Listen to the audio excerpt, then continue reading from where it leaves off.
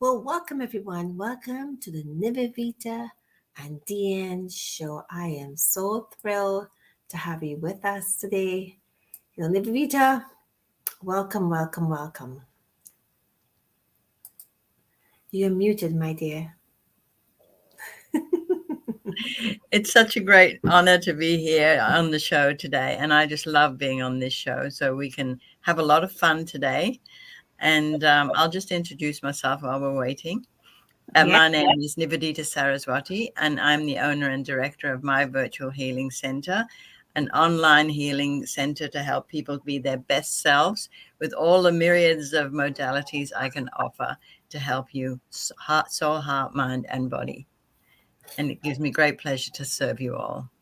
Thank you. And my name is Dianne Ojar, and I am the experiential coach, and I serve people like yourself, of course, globally. And my business is called Ignite Your Business. And how we do that through this platform, webinars, sessions, workshop, master classes, and more. And I guarantee you one thing, you will get 100% whatever you put into it, and you get results every single time. But all because why? I work on 100% level. And in the background there, and I apologize for all this. Technology is technology. We have Cheryl Ginnings with us, and welcome to the Nivedita and Dianne show, Cheryl. Hi, I'm so sorry I'm having all this technological problem today. It's okay. You're on right now.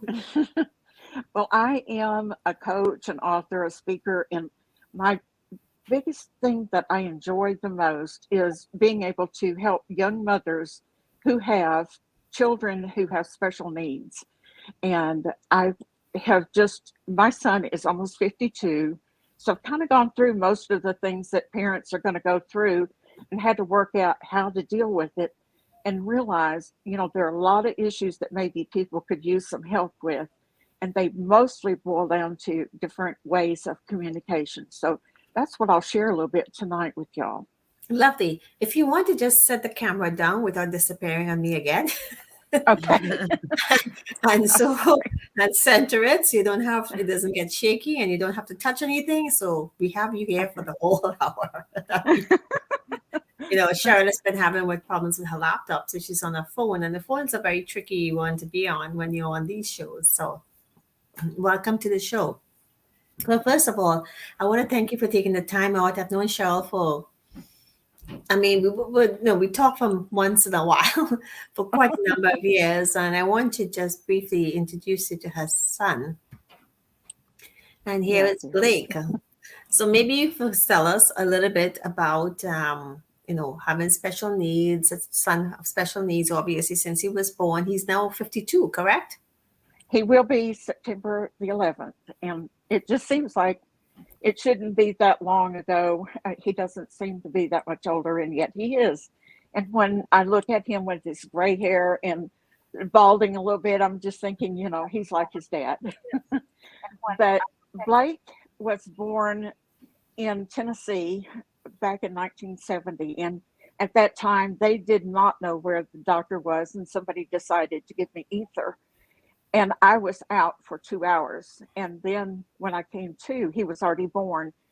And the problem was nobody would talk to you at that time about anything that had happened.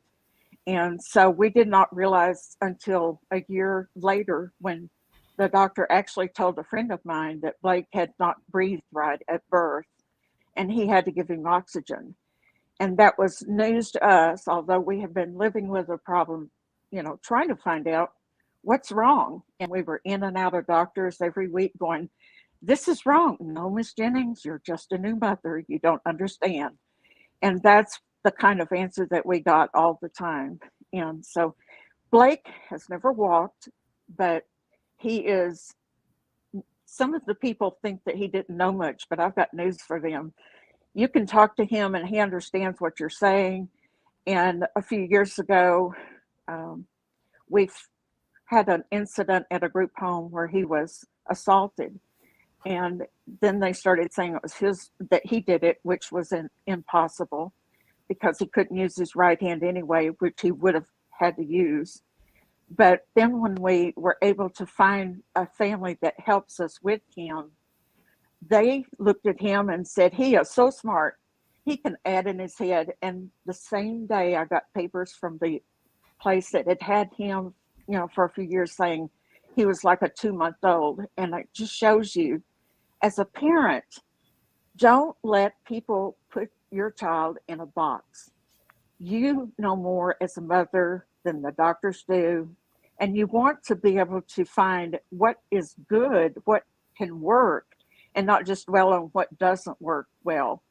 And, it's a lifetime journey. And Blake, you can see here in this picture, he loves ball games. And he got to go to a ball game. In fact, there were quite a few people with him, and he couldn't have been happier than being able to be there and see it in person. So I know you probably have several questions for me, so I'll let you yes. kind of tell me a little bit about what you're interested in. Oh, of course. Well, Nivedita, why don't you go ahead? Sorry, what was the question? What question do you have for her? In terms of what would you like to know? In that perspective, the question I have would be, what exactly is he diagnosed with? What are some of the challenges? But Nivedita, I'm sure you have other questions as to. Yes, I'm just looking at that smile. I mean, that smile tells it all, doesn't it? On the photograph. It does. He looks so happy. So I guess and he is. One of the questions I would ask is, how did you manage to get the resilience and to be able to move forward with the situation that life has given you? Well, back when I was young, we were really close to my parents and his parents. And when we finally were able to get a diagnosis, I remember we had been through so much with him crying and no stopping. He couldn't hold his head up. He couldn't hold himself up at all, even propped with pillows on the couch. And so we were constantly holding him. And when you do that, you're kissing on him and you're letting him know how much you love him just constantly. But my parents were so sweet, and they sat there in the hospital with us when they finally came out and said, he has cerebral palsy, he's spastic, he's quadriplegic, and he has epileptic seizures. And, it's devastating to be on the end of a parent listening to someone describe something you have absolutely no clue what that means. And so we had a lot of questions, but my parents prayed with us and said, just remember that even though Blake has a lot of physical problems are never worse than spiritual problems. And that's been a real guiding light to me, to be able to help me understand.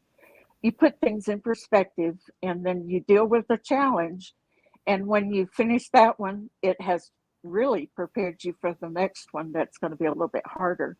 And I think that's one of the ways that it's not that you don't go through the tears. It's not that you don't go through asking, why did this happen? How did it get to this point? Why didn't they know that he would get brain damage staying in the birth canal too long? But through all of that, we fought so hard for Blake to get anything that we knew he needed. And the problem for me was that my health physically broke down because nobody ever thought about the parents at that time. They were just saying, why don't you put your baby over here, forget you had him, and just have another child? And that happened more than once. And I'm so sad to say that I've heard it from young couples even as recently as a few years ago. But that's not the answer either. It's learning how to help your child discover the things that he can do and not fret so much about all the things he can't. Just try to find the services and the support group. And since those are really hard to find, that's what I do. This is my big why in life, is to try to help every family who has a child with special needs to be able to get what their child needs. And it costs more than most families ever make if we gave them every penny we got, at least in the United States. I don't know, in Canada and Australia are probably very different from that since you have health care. But even with that, people are so sweet to help you find If this doesn't work, then we'll look at something else. And that's what happened for us. When we finally realized something was wrong, the doctor said, we don't know what that means. We don't know anything about it. We didn't study it in school. So, you'll have to find out what you need to. Well, that was the day the days where we had to go to a library because there were no cell phones. There was no Google. There was no computer to look up anything. So I found that they did have a school in Kansas. We planned a trip. We went there and we discovered the school that could help him. They sent us to United Cerebral Palsy and they said, well, we can't help you till you've lived here a year, but don't let that stop you. If you need help, we'll try to help you. And the same day we were offered a job. So we were like on cloud nine going home to my parents saying, we've got a job. Blake's going to get taken care of. We're going to get help. And it was really, we were still caregiving. He was in our home. We were driving back and forth to take him to school 3 days a week, 90 miles each way with him crying and not being able to hold his head up or anything.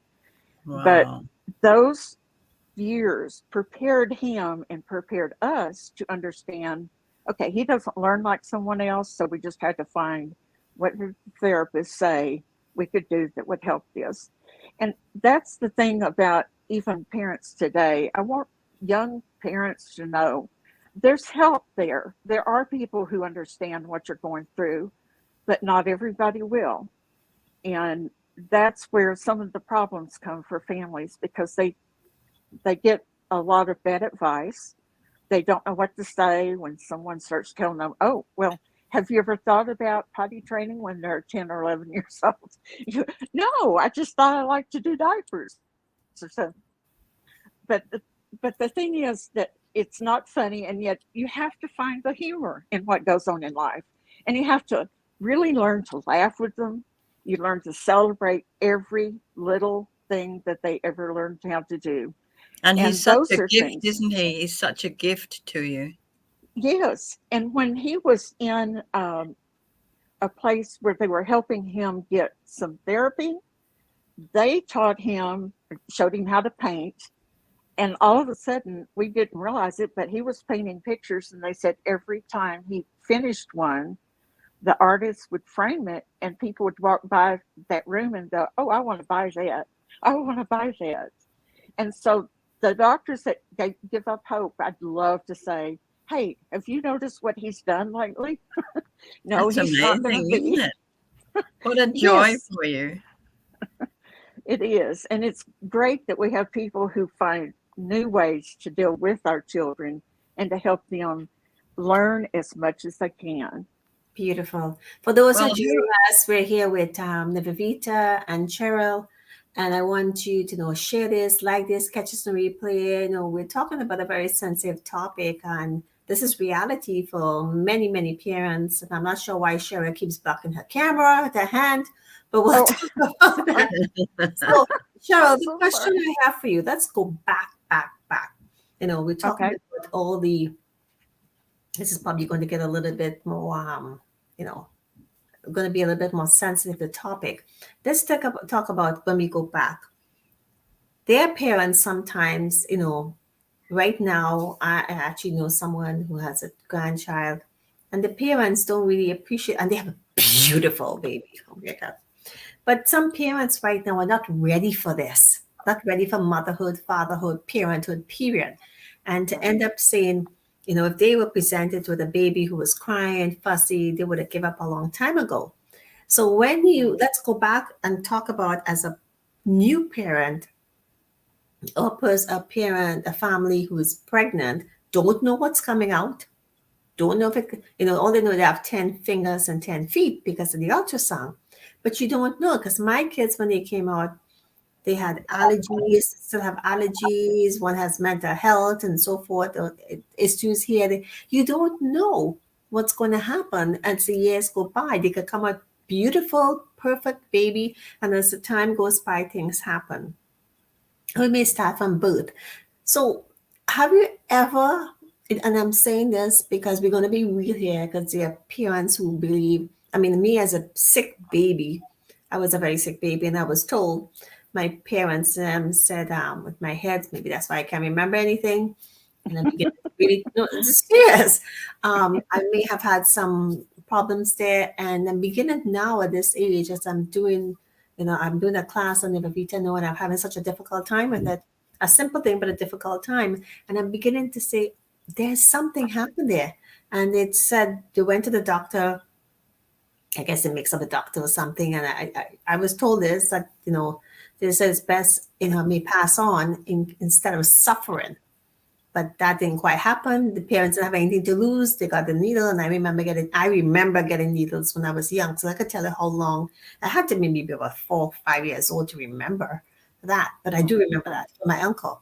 So what I'm saying is that as a newborn or to-be parent, how do you prepare yourself for something like this?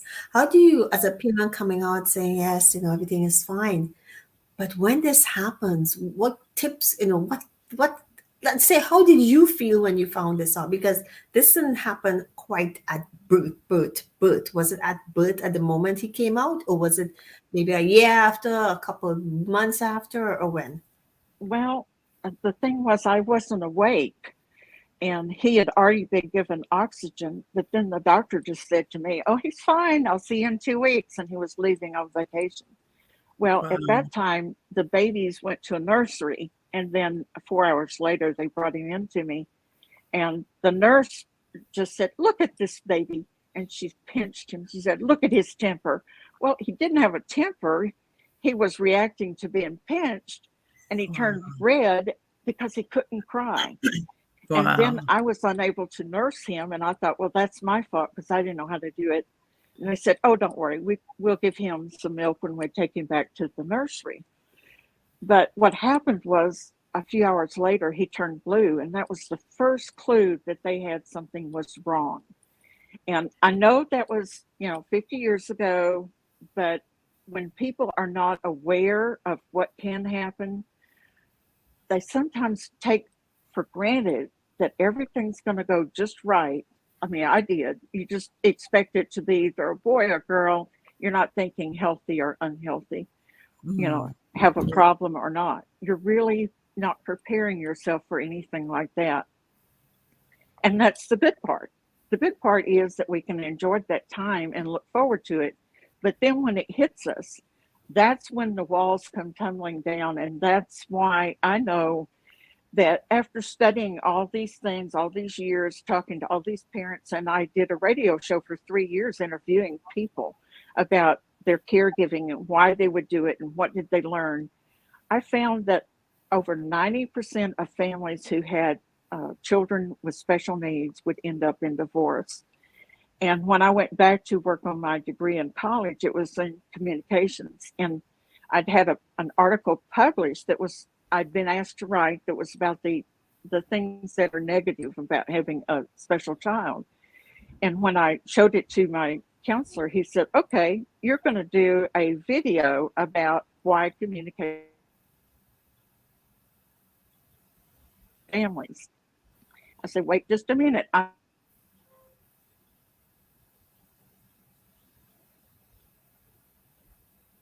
With doctors, therapists, parents, educators. And as I interviewed the people, I started seeing how their idea about what a child will be or whether the parents are involved and everything makes a lot of difference. And throughout all of these years of fighting for having, just getting help, we couldn't even get help in our home when he was little because we were too old, we were too young, we were too rich, we were too poor. And it seemed like all of the programs kind of eliminate most people from getting what they need. And I just want to bring an awareness to the communities.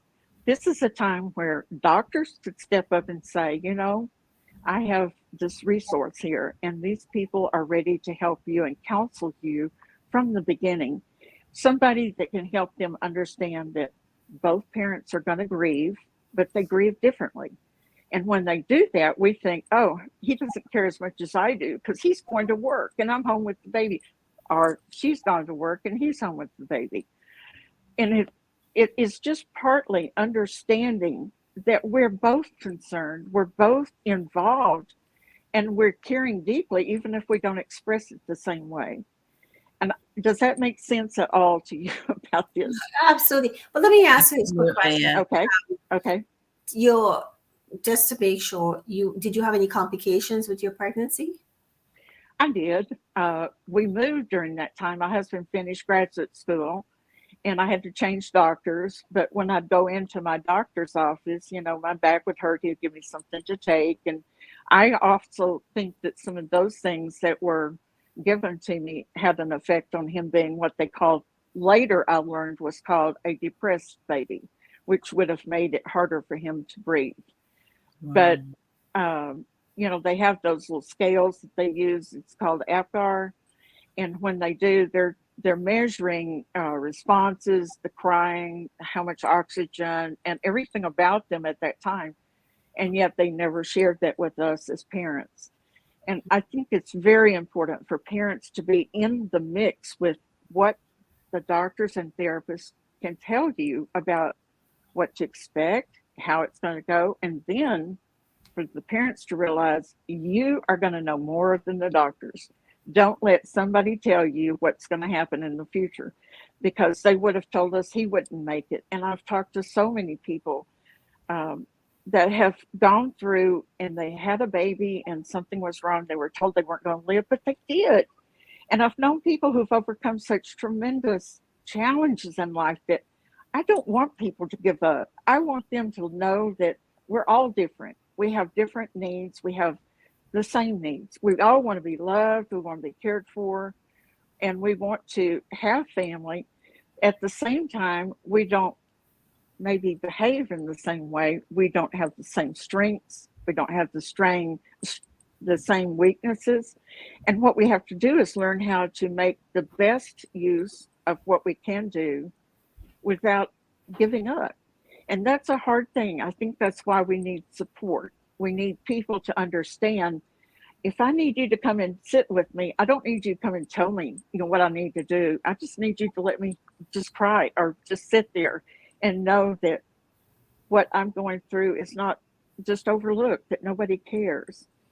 And I really believe that's a lot of what makes people either go forward or not. And it's, how much you're putting into, just like you did with your children, Dianne, you had to work on some of the things that come up. Yes, absolutely. We don't come without challenges. No, I was for my 3 pregnancies, I don't envy anyone anymore. Would I do it again? Hell no. I almost had, well, first of all, I had chicken pox for the first one. Oh my goodness. Months, yeah. When I was 5 months pregnant, I think it was. Anyway, and then I had chicken pox 3 times after, and then that's for the first one. I had the chicken pox and was pregnant with the second one, and she had chicken pox a couple of times as well. But thank God it was mom's. And just concerned about this. I still have scars when calamine lotion, and I don't get along very well at all. But I was sick from day one to. Listen, folks, this is not 9 months. Okay? I don't care what you say. It's 40 weeks, 10 months. Okay. I keep trying to tell people this. I was sick from day one to day when they came out. For the last 2, they wanted to give me blood transfusion because I passed out the epidural and so forth. And I couldn't eat. My oldest was brought up on Riapan. And they have food allergies, skin allergies. They have all type of allergies, and some of one of them have some imbalance in their hormones and so forth, things like that. So I hear what you're saying, and I always believe that things could be worse. Things definitely right. could be worse. He still has some sense, and it could. I have a cousin. He's my age, and my brother is married to my mom's sister is married to my dad's brother, and she has 9 kids. And oh wow! It's maybe the second to last, I think it is. Maybe second to last, third to last, and he is totally disabled. Now in Trinidad, wow. I don't want to say the word, but this is what they say: he's retarded. but he is totally, like, he literally walks around naked and sings and eat. That's it. Oh my He's my goodness. age. And, you always have to be constantly there with him. Always a happy boy, because that's who he is. He recently had cancer and he had to have surgery and things like that. But he cannot speak. He cannot voice his opinion. So, Blake is still much better than, him. But again, somebody has to be, and he's home with one of the siblings, because it's not like, put him in a home and so forth. And I don't know if he's in a home right now, to tell you the truth. But things can always be worse. You always have to say things can always be worse. Nivedita. Yes, well, I was one of those people who was blessed with my 3 daughters. I had perfect pregnancies, and I had my first child when I was 17. So it's always a Wow. learning curve, no matter, I had them all by the time I was 21. So it's always a learning curve for new mothers to be able to learn how to be a mother, because it doesn't come with a manual. And I Right. didn't have any support at that time. And you know how people say, oh, I went to this support group and these are still my best friends. Well, I never had any of that where I lived. And so it was more or less trial and error, Right. And when I think about things that happened to other people, I think, oh my goodness, how would I have coped with that situation? And I just feel blessed every day. And when I look at because of who I am and what I believe in, I often believe that the karmic lesson for having children like this is such a great gift, because what you're doing is serving that child 100% with the greatest love that you can bring. And you're also being an example for others to follow. So if this hadn't happened to you, you wouldn't have been able to help so many other people deal with the same situation. So this, in many ways, it might not have felt like a gift to you, but in fact, it was a gift to you, and a gift for mankind, the persons that you connect with and help and mentor and do that sort of thing. So I'd love to know how you started all your journey of the mentoring and helping other people. Well, I think a lot of it's just gradual, because there were no support groups outside. It was just family or, friends at church, somebody that was watching. And the funny thing is, we were young and my husband was a minister and we were young starting out. And when we started out with the baby that was having all those problems, people watched, what are we doing? How are we handling that? And because of that, they started coming to us and they'd say, I have this problem. I didn't know if you could understand till I watch what you're going through. And I think you could understand I'm having a different problem. And I think it made us aware at the time that we all have different challenges in life. And when somebody sees another person struggling with something and you reach out to help them, that's tremendous. Now, when Blake was crying like he was all the time, I couldn't just leave him. And, my in-laws would say, no, I can't do that. I can't take care of him. If they'd come to visit, his mom would be in the bed crying most of the time, because she would see things I didn't. And I would just, look, this isn't your problem to deal with, because it was our baby. We were there 24/7, 365. And yet she was crying over the few days that she had to sit and watch what was going on. And but then on the other hand, I had my parents who were stronger, and they would just help us. They'd rock, and as long as they could rock him. And then, well, at 5, when Blake was only 5 months old, I was very ill, and I didn't know what was wrong. And we were at my mother's, and she said, "Tell me what's wrong, and I'll call the doctor." And I said, "I don't know, Mom. I was about to pass out." I went straight to her doctor's office. It was a Friday, about 4 o'clock in the afternoon. And he thumped my back and said, "You've got a kidney stone, go straight to the hospital." I was like, "What? No, I want to go back to where I live." And he said, "No, you go straight to the hospital." And I went, and I had 106 temperature. I had pneumonia. I was so ill. They tried to do an emergency surgery and that didn't work. So I was in the hospital like 12 days. But guess what? Mom's friends would take turns taking care of Blake, and they would help with him.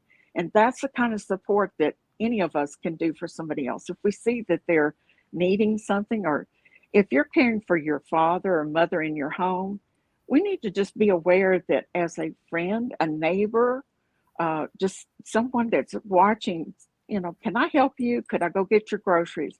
Or could I come and sit and read to your parent for an hour and let you just do what you want to for a few minutes? How much relief would that bring? And I think those are the kind of things that we overlook as being important. It's not important, for a lot of things. I've watched other children who had problems that were so much worse because Blake's was more physical and mental, but they had children with problems of breathing, with their hearts, with all kinds of extra problems on top of cerebral palsy. And so when we finally got to meet some other parents, we watched what they did and we'd ask questions of somebody that's a little older. So from the beginning, we were watching other people. And then there was a time we needed some help and we couldn't get it. We ended up in the Capitol building of the state we had just moved from, sitting there saying, we want to see the head of this mental health, mental retardation, the one that was in charge. And they said, well, one of us can help you because she's in a meeting. And we're like, nope, we're not leaving till we get help. We know we have to get help. And we ended up being there all day long. And by the time the day was over, they called the new state we had moved to and said, these people need some help. Can't you help them? And the person on the other end said, put Mrs. Ginnings on the phone. And when I got on there, she said, just who do you think you are? We already have kids that are in waiting line. And who are you to think you could move to our state and you get help? And that kind of help, let me tell you, I don't care how badly somebody is in need. Don't ever put them down like that. We're fragile as people.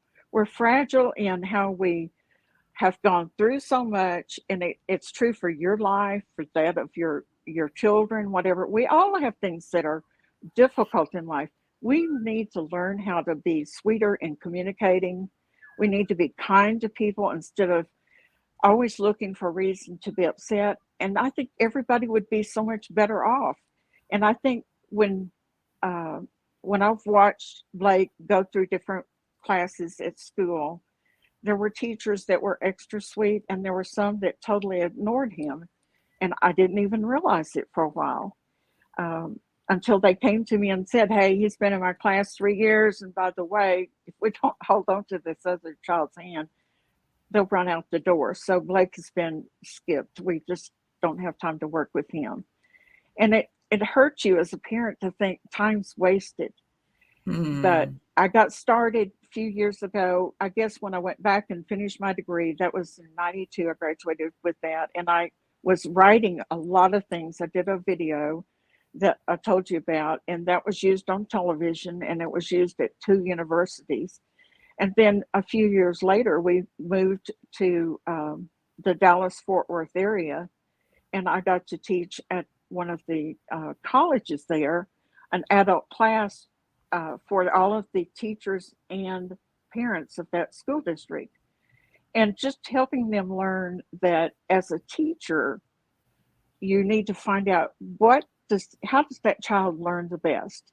If you want to just tell them things, they may be the ones that need you to do hands-on, sit down, show them how. You can't assume that they're not learning because they can't. It's maybe the way we're teaching. But just being open to learning how to do things in a different way at home, at school, and then for you to, and I'm real strong on this, you find a doctor that will listen and do the best they can to help you. And I've had people write and ask me, what if I have a doctor, he's not listening to me and I know something's wrong? I go, leave. Don't stay there. Mm-hmm. I don't know if y'all are able to get online. There's a site called Quora, and it's QUORA.com.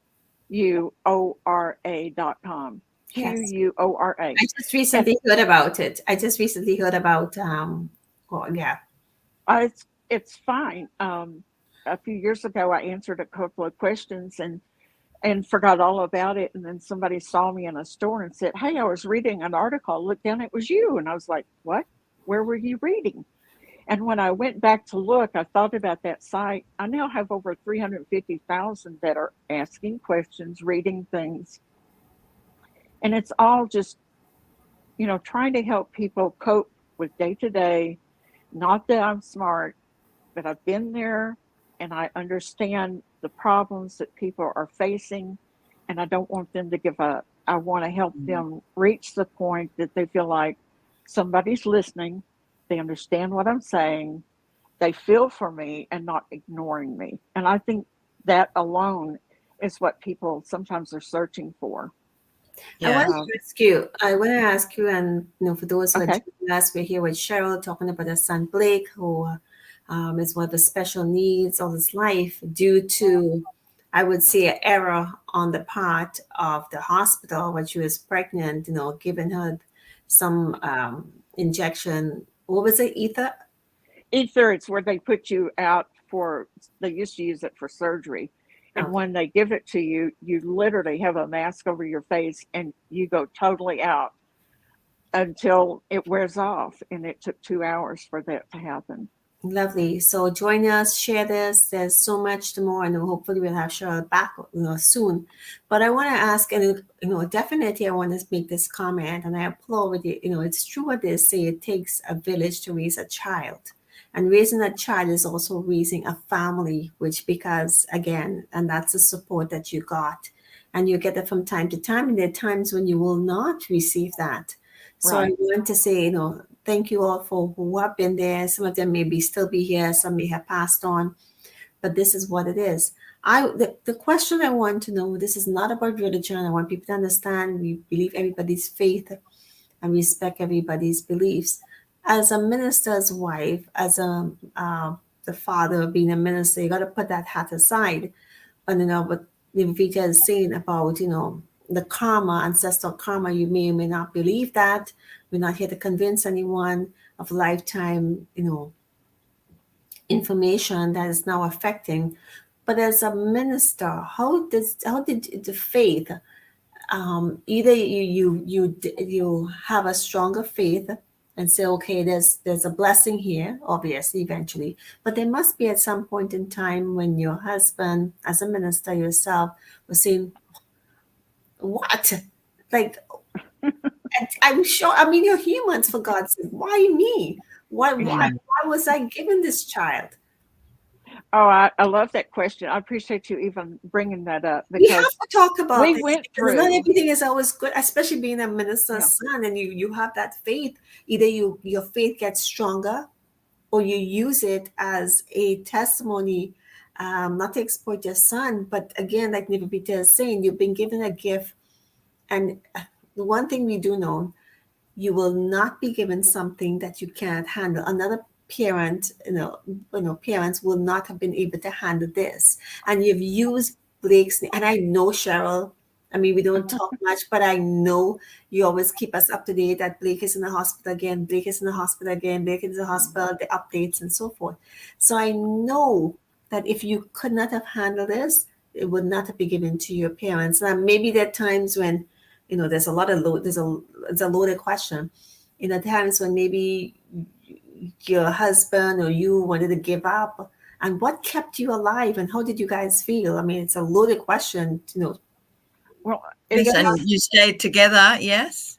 yes. Still In together. fact, we will celebrate 56 years in August. Oh, congratulations. And that's something else that I think we are committed to each other. We are committed that no matter what problems we're going to have, we're going to work it out. And Wait a minute, sorry. not to say you don't have Cheryl, problems. sorry. Uh-huh. Do you have Go any ahead. other children? Yes. It took me a while. I didn't think I wanted to have any more after having such a hard time with Blake. But we had a friend that said, "Oh, Cheryl, you need to go to this doctor that I go to. He doesn't give you any medicines while you're pregnant. And he just believes in, trying to keep it as natural as possible." And Wonderful. I Yeah. had a daughter, and, it was great. I was the one that got sick, not her. But then a few years later, we had another one, and our oldest and youngest are 10 years apart. Lovely. we saw immediately things that they did were just natural things, and we were just in awe of this baby. Oh, drank the straw the first time, and yet it took 3 years of speech therapy to get Blake to drink the straw. He was 41 when he got to hold his own cup to get a drink when he wanted it. And then just 5 years ago, he had to go through a surgery that was an incredibly hard one, but he can no longer have anything by mouth. And, it's just really, that part's amazing. Let me go back to answer your question, though. Get back to that. So, okay, let me go back because we had a really, really hard year one year. And I was caring for Blake. I had a baby. She wasn't even 2, had one in grammar school. I had my grandmother there with me for a few days because Monty's dad had gotten really ill and he was in the hospital when he passed away.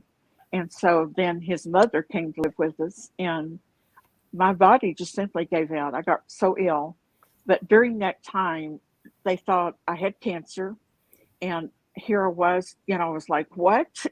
Had mono. My body was really in bad shape. Anyway, he started thinking about all the things that were happening, and he preached a sermon that was on suffering. And people said, that's the best thing I've ever heard. But let me share with you a couple of things that will help people get through this. And I know our time's about up, but first of all, the question of why does this happen has no answer. It doesn't matter. It's already done. We didn't know what happened to Blake at the time. We didn't know it for a long time, but we had to figure out, where do we go from here? So that's what I try to help people focus on is, what are you going to do? Okay, he's got these problems. I don't know what it means. What am I going to do? Well, I'm going to try to find out what it is and what I can do. But I have 5 suggestions to help people deal with the problems they're facing in life. The first one starts with the B, and it is to make your voice bold. You've got to learn to speak up for what you need. People do not know how to read your mind. And if you don't speak up, your child will never get the help they deserve, and that only you can provide by staying in there and fighting for them. The second one, it starts with an L, and it is to live one day at a time. You can't think about everything that happened in the past, and you can't live for the future. You've got to focus. What am I going to get done today? How am I going to take care of him today? Because that's enough. And, Dale Carnegie said it like, live in a day-tight compartment. And that's true. We've got to focus on just what we need to deal with sometimes to prevent the overload. A stands for your attitude. A is the attitude that you choose to have. You may not be able to control anything else except your attitude, but that's something you can control. K is knowledge. You are the one that needs to find out everything you need to know, what questions you have, get the answers for them, find out whatever you have to. And then E is for be an encourager. Encourage your child, encourage others to just keep on keeping on. And when you look at that all together, it spells my son's name, Blake. And that's, those are the tips that help me to deal with this the most through the years. That's amazing. Well, it helps me, and it helps me to focus on what I can control, what I cannot control. And the question of why is really a useless problem, unless there's something that you're going to do about it. Why, though, like for us, we didn't know for a long time what happened. And those were not the days we thought about suing a doctor for something that, we just wouldn't have done that. But now there's lawsuits everywhere, so people may think why is more important than I do. But, really focus on what you can control and what you can't control, and try to learn how to give up trying to control everything in life, because it just isn't going to happen. You're going to be frustrated. Absolutely. So thank you. So let's go for that. The B is for bold. Be bold, be out there. You have to be strong, put yourself out there, be an advocate. You just Right. can't hide because there's other people out there. You got to live in the moment because just living in today, like today, one day at a time, is enough to figure out. You can't do nothing about the past, but you can tweak the past to make it a bit better. So, what can I do from yesterday would make it a little bit easier? It could be a simple thing, it could be the slightest insignificant thing possible because you really don't know what's going to happen tomorrow. So why worry about tomorrow? Let's figure out what we can do today. Right. You gotta have Exactly. this incredible stinking big attitude. Like you got to be, you got to Right. have this attitude because not in a negative way, in a positive. And sometimes it comes across negative, but you have this attitude because you want to bring it out. You need to get it across because you will not be seen, you will not be heard if you're not bold. It's like Right. being the fierce mother, That's being a fair. Right. fierce mother. Absolutely. You got to get knowledge. You didn't have the tools and the resources at that time, but No. everybody has access to tools and resources. So you got to educate yourself and, to be one who has to learn. You can't be dependent on anyone but yourself because someone could say, Cheryl could say something to me, Nivedita could say something to me, but if I don't believe it, doesn't matter what they say. But I got to educate myself and say, is this best? If not, ask the question. And you got to be an encourager. You need to encourage others to say, and for many reasons, encourage them to reach out to help, encourage them to be smart about things, to ask the questions. And it's not one or the other. So the definition of Blake stands because again, be bold. You gotta live in the moment. You gotta have that aggressive attitude because nobody ain't gonna bother with you. You have the knowledge and you have the encouragement, and you need to encourage others to say, And the other thing is, I noticed that you have such great compassion.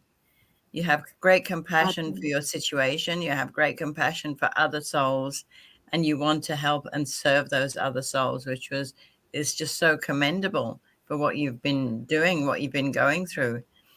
And Well, every experience that you've had is such a profound experience and a profound learning for you and a profound teaching for others, how you've managed with it. I appreciate that. Let me just say I have a gift. If somebody would like to connect, if they just want to go to the website that Cheryl, CHERYL dash coaches.com.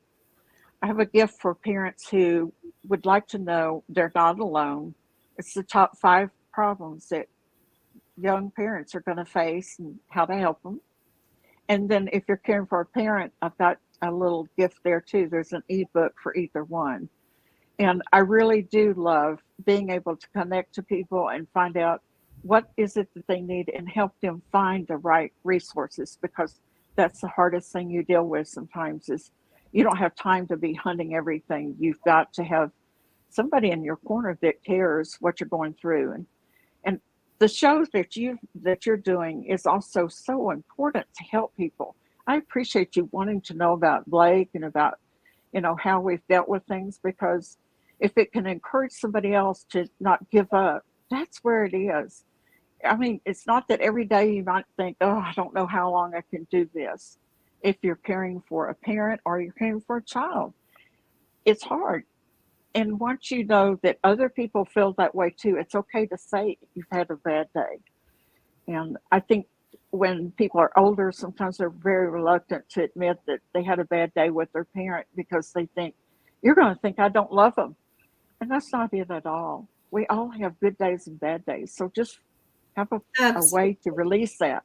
Absolutely. So why don't you just briefly give us a day into Blake's life? Just give us a overview of a day in Blake's life. Well, it's so funny right now. My back totally broke down, and I can't lift him anymore. And Blake has to be constantly picked up, or be changed or whatever. He has limited vocabulary. He understands what's going on, but his words are very simple. but he is in a wheelchair that has had to be custom made for his body. And that is really hard to keep it working all the time because he lives in it so much. And I'm amazed that they can even do this. But they take a picture with an iPad, and then they literally form the shape of his body, and that's where he is the easiest to take care of.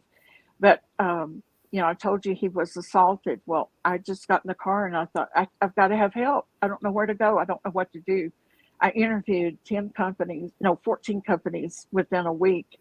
And I thought, no matter how much I need to drive, I will get him the best help I can. And we found this little couple that had a tiny little house and a big, big heart. They had 3 little children and they only had 3 bedrooms. But they were like, if we take Blake, we want him the rest of his life. And I went, what? No, I'm not giving my child away. And they said, but if we help you with him, we don't want you to come just take him away. He'll be part of our family. And this couple has now been like our kids. Their kids are like our grandkids. We go see them. They come see us. And they do catering and get it.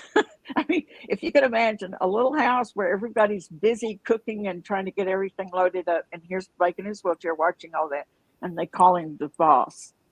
And he was in the hospital a couple of weeks ago. And while I was in there with him, Jason walked in. He looked at him in the bed and said, hey, buddy, when are you going to get up and come back to work? We miss you. And it's just amazing that somebody can love our son that much. We can't do enough for them to express our thanks. We give them everything we can because they are giving us life. They're giving us a way to actually take care of our son that we would not be able to do. And it's just our bodies have just really taken a toll because of the lifting we did when he was young. You need a break. Sometimes you do need a break. You've been going constantly for almost 52 years. You need a break. And it's sometimes we just have to take a deep breath and say thank you for, the resources have been sent to you because you've been asking for it. And it comes in the strangest little ways. And it does. And those kids, from the moment he got to that house, those little kids have grown up with him. And they started off the first night saying, we want to sleep with Blake. And they put their pallets on the floor by his bed. And the day that we arrived with, all of his bed and his chair and everything that he had, they said, go take the truck back and come back.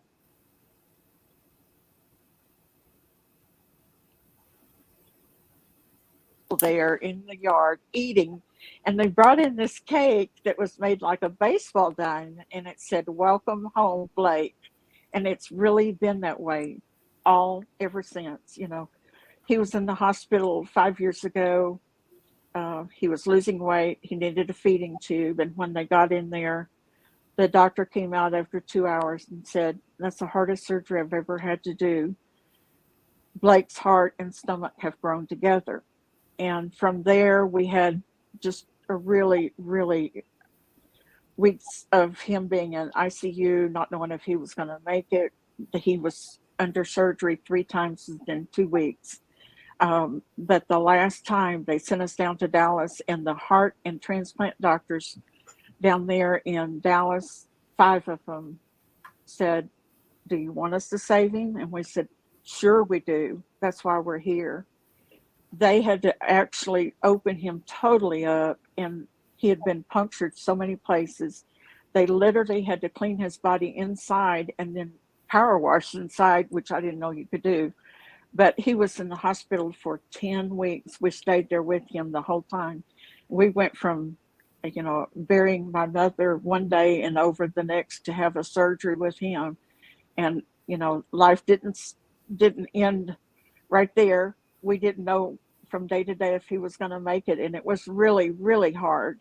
But we knew that God was going to help us. We just knew we were praying. We knew other people were praying. And, so things can be brighter in the morning, I think. In the evenings, we are really sad. But the one thing I have to tell you real quick that happened that was so neat for me, I was so sad that I would cry in the hall and then try to sit and not cry in front of him.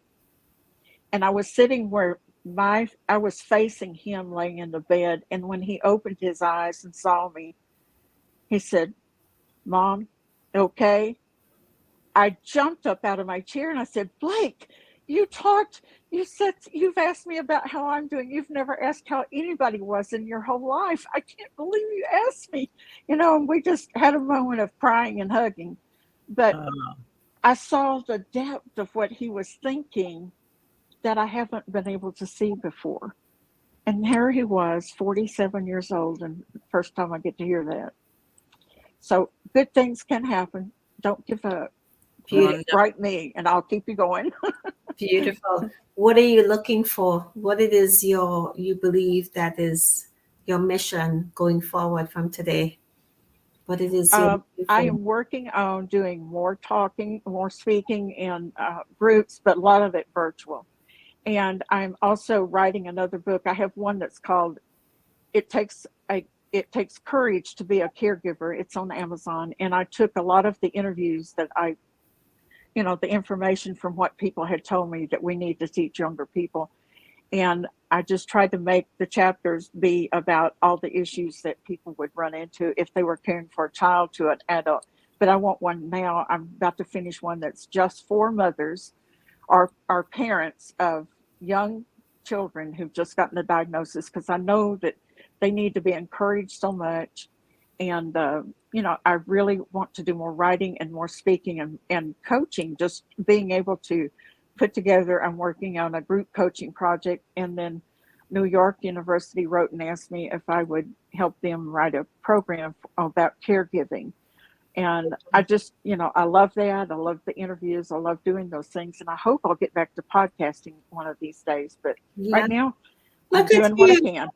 Look at you. Look at Have you got any sponsors? Oh my goodness, he's writing all these books. I think when we had first met, I believe we were talking about doing a book or so. I don't remember. And look at you now. Whoa. I'm so proud. It's been a very short time, maybe about 8 years, 9 years. Yes, I think so. Well, 7, really, I think. 7. 2015. I've written 2 solo books and I've been in 16 other books.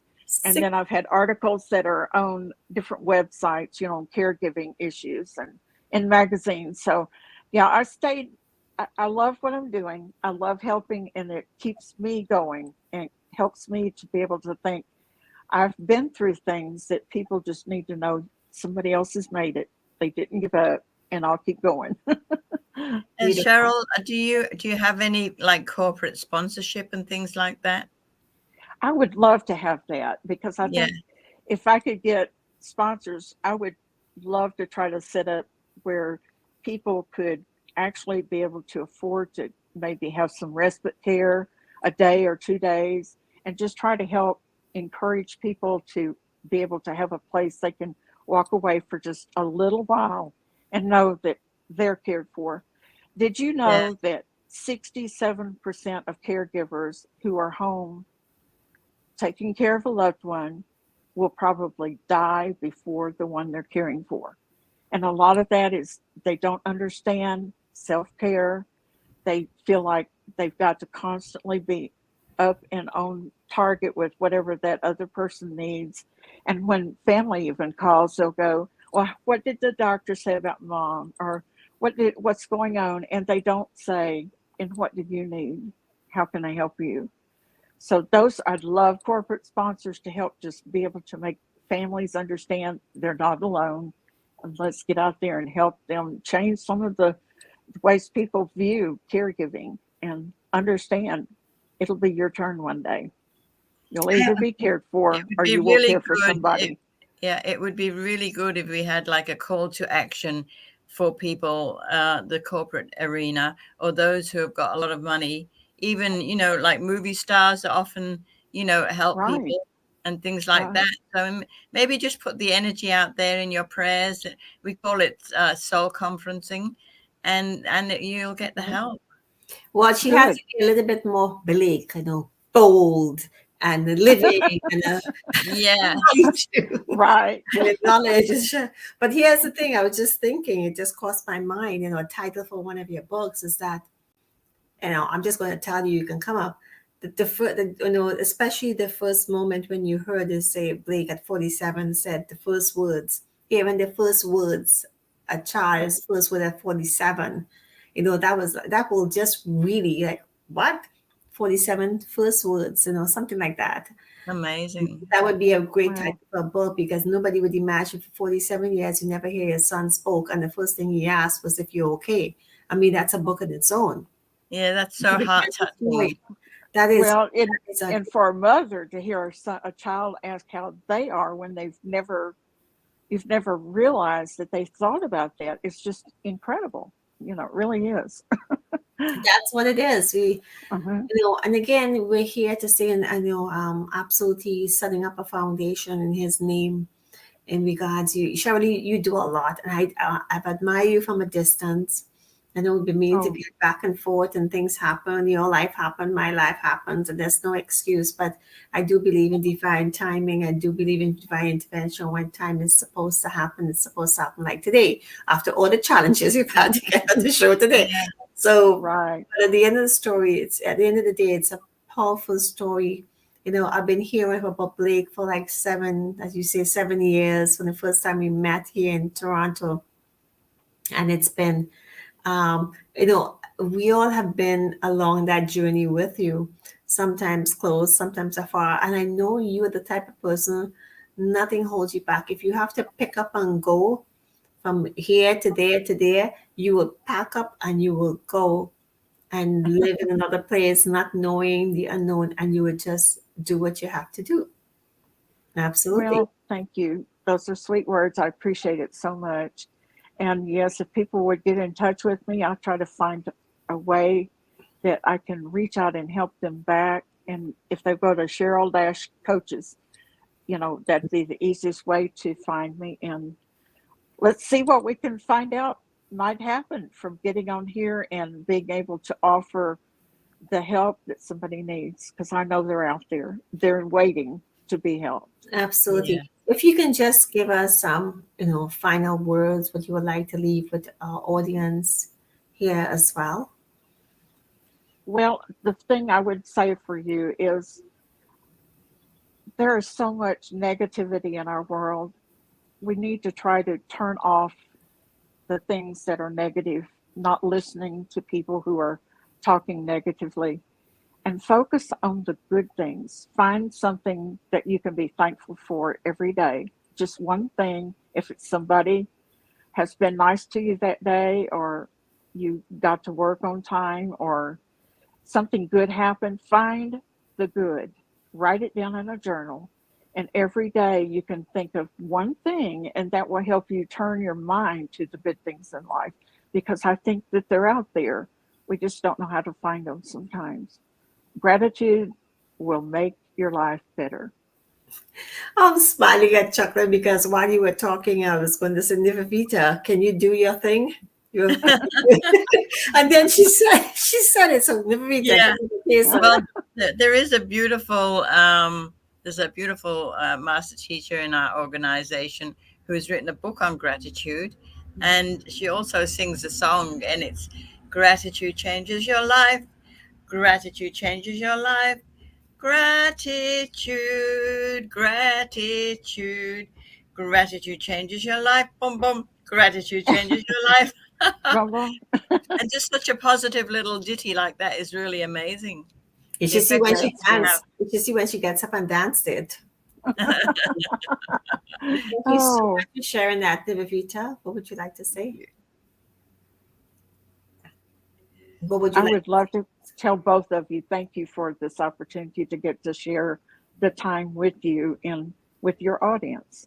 Lovely. You're very welcome. Nivedita, what would you like to share before we leave? I would like to say that it's such an honor to meet such a wonderful, wonderful giving person who, who's suffered obviously at the same time as being so giving and has so many things to share. and to make this what you've suffered and what you've gone through as an awareness for people, for community can come together more and help more and that sort of thing. But also, like I said, if the corporate arena could get out there and open their wallets and help you to manifest something that would be really beneficial where you are, in America, to help people to have, so that the mothers and parents, the families can have respite times, because that's so important. And because over here in Australia, we do have respite care where, like, people who look after their parents, for example, can have a short break, and they know that their parents are being really well looked after. And a lot of organizations do that. A lot of really good hospitals have respite care. And I think there are government allowances. So it's something that your governments have got such facilities in some areas, some states, that could be utilized, that could help your situation more. And the other thing I was thinking while you were speaking about your children, I was wondering how Blake reacted to having siblings. Oh, it was great. It was great. In fact, when he was little, he couldn't, sit up or anything. He rolled around on the floor. And here comes this little girl that walks around with her diaper on, holding a bottle, and just plops down on his stomach and kind of bounces a little bit. And he would just point like, get her off. And I can still see that in my mind. She's now 47. But anyway, I can remember her doing that when I had a friend that was at the house. And she said, "Oh, don't stop her. Make Blake learn how to have self-defense. She will be the best teacher he'll ever have." And that was right. Everything she was going through was new for him. He was 4 years older, but he hadn't gone through those stages. So her growing up with him was such a blessing. He loved it. They would sit and play like they were baking things all the time, or we gave him a little play stove several times, and he would stir and would say, "What are you cooking?" And he would be, trying to make a chocolate pie like my mother, or pretend to drink coffee out of a cup, because Mommy's parents loved coffee. But, just to watch them play was she just studied him and figured out, okay, he can't be up to do this. So she'd go get a box and go get a tea towel and put over that, and then set up all the animals in the around that little play table, and away they go, having fun. So he was great. Wonderful. So that interaction was really probably beneficial to both of them. Oh, absolutely. And it's made both of my girls so caring. And they've gone over to places like Haiti and Egypt and different places to try to help minister to other people and kids in other countries. Wonderful. And I'm thankful for that, because, we all need to give where we are, what we can do. And the opportunity arises for you to do something good, we need to do it. Absolutely. Yes. But thank you. Service is wonderful. Yes, thank you so much for sharing. Well, in closing, I just want to say we got to be Blake. We got to be bold. We got to live in the moment. We got to be, aggressive to get attention. We also have to, educate ourselves by, finding the knowledge. The knowledge goes a long way. Be smart about it. Don't make decisions. If your gut feels like something is not right, or it might be not what you're supposed to do, but if it has a question, it's questioned for a reason. Maybe, again, like Cheryl said, you need to change doctors, you need to change and do your homework. And definitely, you have to encourage others, let them know that they're not alone. Let them know that there's more to this. Get them involved. You sometimes, most of the time, actually, people want you to tell them what it is they need. They're looking for something, they just don't know what it is. So, do the Blake. Do the Blake is what I say. Wonderful. I love that. Yeah, it's such a pleasure to have you on the Do show. the Blake, definitely. Oh, thank you. So I want to say, sometimes life gives us a curveball, and we got to know what to do with it.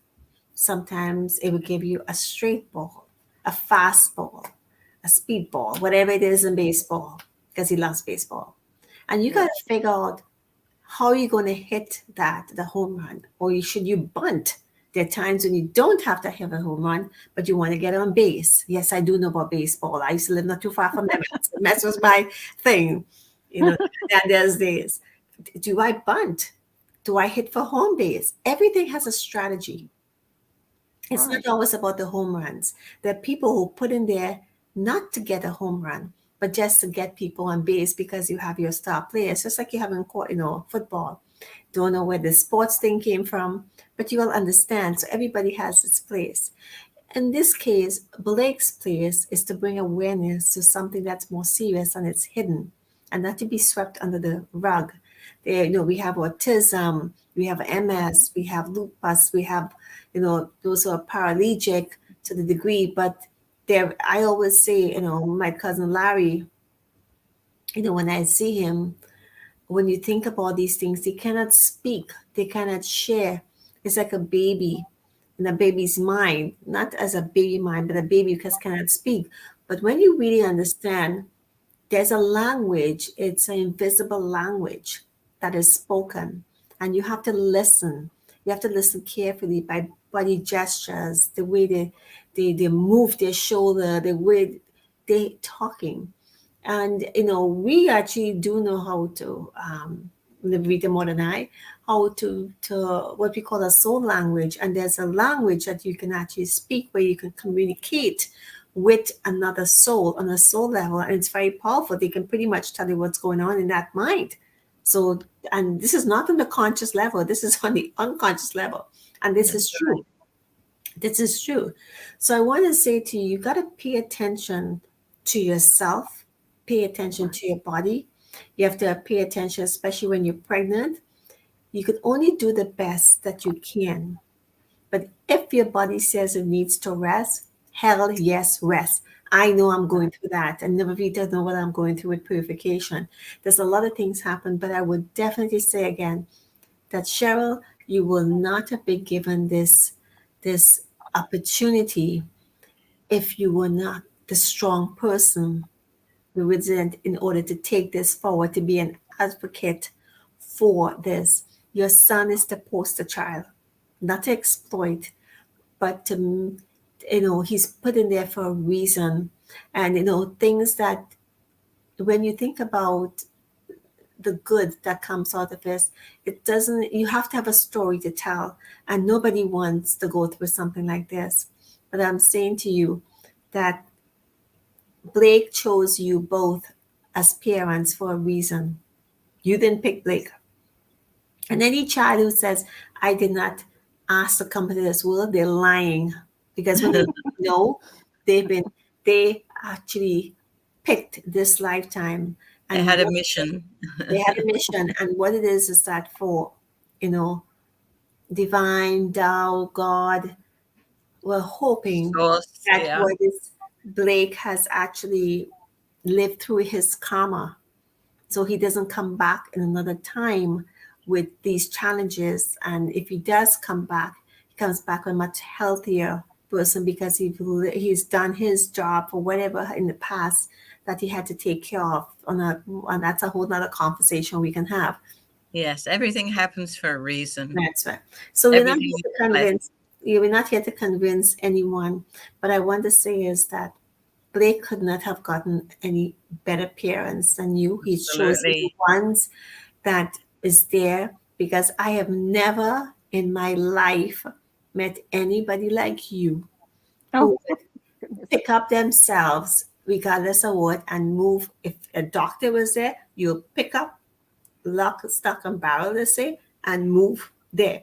Not even thinking twice how you're going to survive, because it's always about Blake. That actually says a lot, because when we're so stuck, people relocate for jobs. It's the same thing. You will go where you need to go in order to get the best for your son and your family. And that's where you meet people like the family that you met. Because if you had stayed where you were, you wouldn't have gotten this far. and haven't got to this. And you're a woman who's always constantly educating yourself, doing the books, the podcast. I mean, we talked about books on there. You got more books, more articles, more than me, for God's sake. So I want to applaud you for that. And the fact that you all are 56 years, congratulations, coming up soon. It says a lot, because you could always say, why me, but again, you could always say, why not me? What do you have in store for me? And this is what you're seeing. What you have in store for me, to be an advocate and being a minister's wife and so forth. You have to be the example of this. If your husband is going to be talking about life challenges, there's no better example than what you are going right now. So I want to thank you for sharing that story. And I know there's more to it. And maybe we can come back and we could talk about some of your books and some of the mission work you have done and so forth on a lighter note. But I want to say, and there is here at the baseball game, to Blake, he actually looks like somebody I know who's a CEO of a company that works with entrepreneurs. Oh, really? And the recruiter, his name is Mark. He looks like Mark in that picture. He always wears a baseball cap. I swear to you, nobody knew it was Mark. They would think it's Mark. But this is Blake, everyone. I want to say thank you all so much for being with us. Thank you, Cheryl.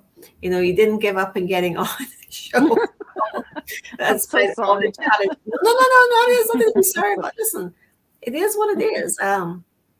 I want to thank Nivedita, and I want to say to Blake, you know what? Just keep going. Hit that home run. Every little step, every little moment is a home run. And I want to thank you for stepping out of your shell and being an advocate for this, because nobody can actually step in your shoes to tell this story. I don't care what nobody says. I always say to people, if somebody commits suicide, you cannot tell that person's story. You can tell from a third party, but don't believe that you can actually go in there and tell the story. No one can tell the story until they live in it. You cannot tell Blake's story because Blake is living a story. You see from a different perspective. You can observe, you can feel, you can understand, but there's a story in Blake that nobody knows and nobody will ever know to a certain degree. And I want to say thank you all for sharing that story. Thank you for being here. And definitely, write in your comments. Share this with someone that you know. Reach out to Cheryl. Do what you got to do. Catch us on the replay. It's things like these, shows like this, where we want to reach out to the individuals who have something to share, because we live in our comfortable world and our little space we have, and we feel, oh my gosh, we're having problems. Oh yeah, right, good luck in that. Hell no. But you never look at it as a problem. You look at it as an opportunity, a challenge, and you look at it as something that you have to do. There's no questions asked about it. You don't second guess yourself. You just go ahead full force and do the Blake. Again, be bold, live in the moment. I just love that. I actually remember live in the moment. You may come up with a song. I don't remember anything, but I actually remember in the Blake. Let me finish it. Be knowledgeable and be encouraging, because you never know who you can, who is the story would inspire. So on that note, I want to thank everyone for being here. Thank you, Cheryl. Thank you, Blake. Thank you, Nivedita. Until next time, on the Nivedita and Dianne show, this is Nivedita and Dianne and Cheryl. I'm Blake, doing the Blake. Say awesome day. Thank you so much. And thank you, Dianne. This was just such a wonderful show. And thank you, Cheryl, for being such a beautiful guest on our show. Thank you both. Look forward to more times. Absolutely. Yes, absolutely. Bye-bye. Bye-bye. I just got to get to my closing. So many screens here.